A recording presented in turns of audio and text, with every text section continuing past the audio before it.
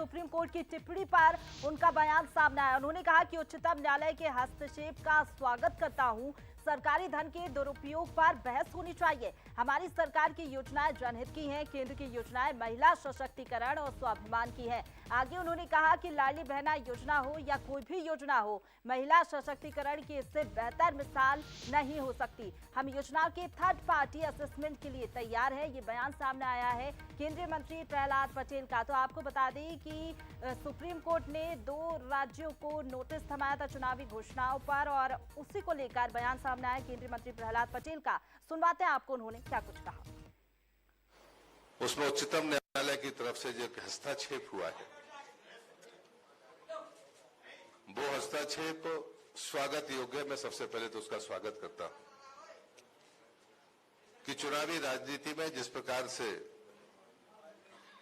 सरकारी धन के बारे में दुरुपयोग की चर्चाएं होती हैं, उस पर एक विमर्श होना चाहिए।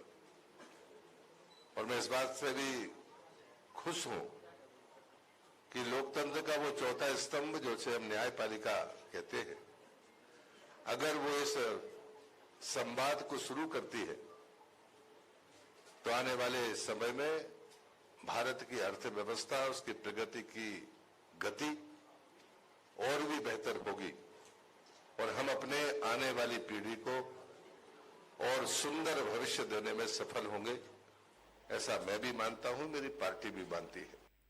और चलिए खबर पर ज्यादा जानकारी लेंगे। हमारे साथ executive editor Manoj Saini ji live जुड़ गए हैं, सीधा उनका रुख कर लेते हैं। मनोज जी, जिस तरीके से प्रधानमंत्री नरेंद्र मोदी भी कई मंच से कह चुके हैं कि फ्री वीज का वो समर्थन नहीं करते, अब सुप्रीम कोर्ट की टिप्पणी पर प्रहलाद पटेल का बयान सामने आया, उन्होंने टिप्पणी का समर्थन किया है, कैसे देखा जा रहा है? देखिए, प्रहलाद पटेल का बयान नहीं है बल्कि भारतीय जनता पार्टी का बयान है, क्योंकि भारतीय जनता पार्टी के दफ्तर में आकर उन्होंने बयान दिया। वो केंद्रीय मंत्री है और प्रधानमंत्री मोदी जिनका आप जिक्र कर रहे हैं, वो तो पहले ही ये कहते रहे कि फ्री बीज नहीं होना चाहिए। आप ऐसा काम करिए जिसके कारण सरकार जनता आपको समझे और आपको चुने। लेकिन अच्छी बहस छिड़ी है जब सियासत यानी 5 राज्यों में चुनाव होना है। ऐसे में राजस्थान की तरफ से कुछ फ्री बीज दिया गया है, जैसी सुप्रीम कोर्ट ने भी जिक्र किया, मध्य प्रदेश का भी उसमें जिक्र है। बहुत सारी ऐसी योजनाएं अभी अभी लॉन्च हुई है।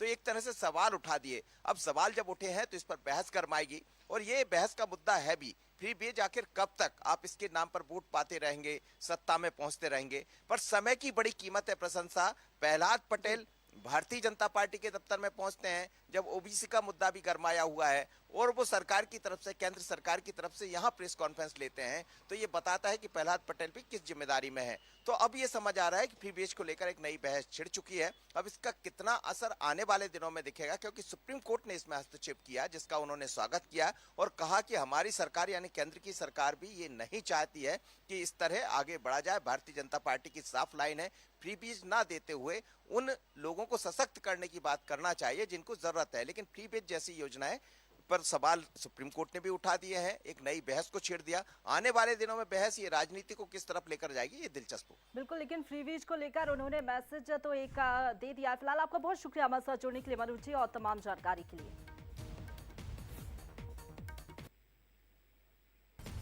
और चलिए आगे बढ़ेंगे। बीजेपी ने हमेशा ओबीसी को आगे बढ़ाने का काम किया है। हमारे प्रधानमंत्री जी ओबीसी वर्ग से ही आते हैं। एमपी में हमने लगातार 3 सीएम ओबीसी वर्ग से दिए हैं। तो देखिए, अब मध्य प्रदेश में सियासत जो है शुरू हो गई है ओबीसी वर्ग को लेकर। क्या कुछ कहा केंद्रीय मंत्री प्रहलाद पटेल ने, सुनवाते हैं।